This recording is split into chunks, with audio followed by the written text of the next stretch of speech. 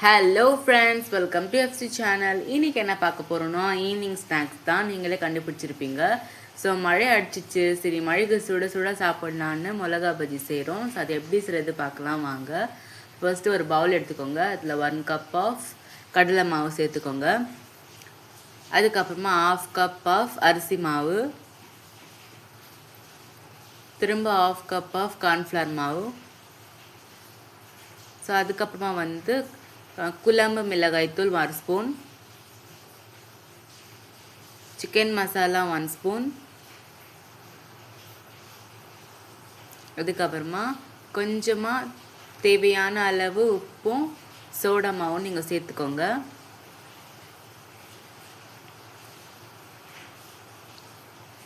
அதுக்கப்புறமா 1 spoon of pepper, கொஞ்சமாக இஞ்சி பூண்டு விழுது.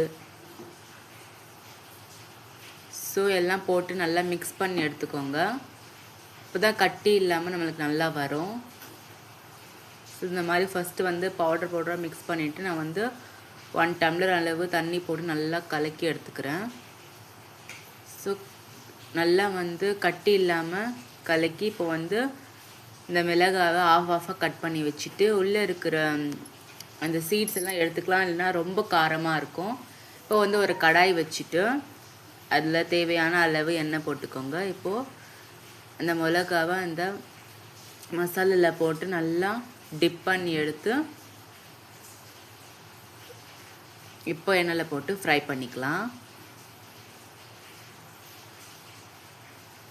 இப்போ நம்மளோட மிளகா பஜ்ஜி ரெடி ஆகிடுச்சு. ஸோ மழைக்கு சுட சுட சாப்பிட்லாம் வாங்க. இந்த வீடியோ உங்களுக்கு பிடிச்சிருந்தா லைக் பண்ணுங்கள், ஷேர் பண்ணுங்கள், மறக்காமல் நம்ம எஃப்சி சேனலுக்கு சப்ஸ்கிரைப் பண்ணுங்கள். Bye friends.